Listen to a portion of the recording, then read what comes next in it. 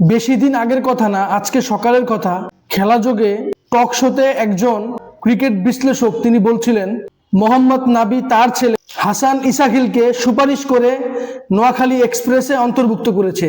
অতএব বিপিএলটা হলো সুপারিশ লিগ। এই ক্রিকেট বিশ্লেষক যেদিন তিনি এই তাচ্ছিল্য করে কথাটা বলেছে, ঠিক ওই দিনই মোহাম্মদ নাবির ছেলে হাসান ইসাকিল নিজের সর্বপ্রথম স্বীকৃত টি-20 ম্যাচে ডেবিউ হলো এবং তার এই ডেবিউ ক্যাপ তাকে পরিয়েছেন তার পিতা মোহাম্মদ নবী।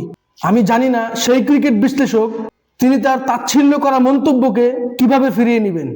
আজকের দিনে মোহাম্মদ নাবির চাইতে খুশি পৃথিবীতে আর কেউ নেই, কেননা তার উপস্থিতিতে তার ছেলে হাসান ইসাকিল নিজের ডেবিউ ম্যাচে ওপেনিংয়ে 60 বলে 92 রানের দুর্ধর্ষ ইনিংস খেলেছেন।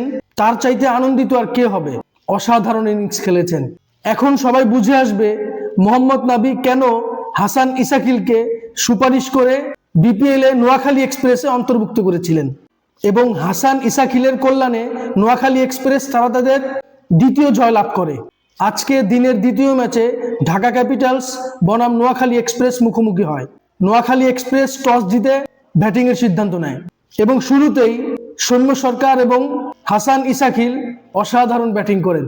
যদিও পরবর্তীতে নোয়াখালী এক্সপ্রেসের ব্যাটসম্যানরা খুব বেশি ভালো করতে পারেনি মোহাম্মদ নাবি ছাড়া, তারপরেও নির্ধারিত 20 ওভারে 7 উইকেট হারিয়ে 184 রান করতে সক্ষম হয় এবং দলের হয়ে সর্বোচ্চ রান করেন 60 বলে 92 রান করা ডেবিউ ব্যাটসম্যান হাসান ইসাকিল।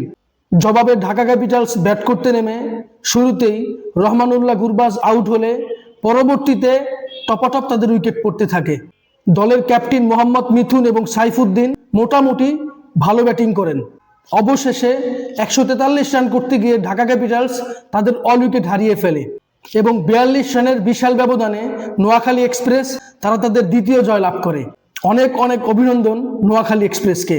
এবং আজকের ম্যাচে ম্যান অফ দ্য ম্যাচ হয়েছেন ডেবিউটান মোহাম্মদ নাবির ছেলে হাসান ইসাকিল। এ নিয়ে আপনাদের কোনো মতামত থাকলে অবশ্যই আমার সাথে শেয়ার করবেন। ভিডিওটি ভালো লাগলে লাইক, কমেন্ট, শেয়ার, সাবস্ক্রাইব করবেন। ধন্যবাদ।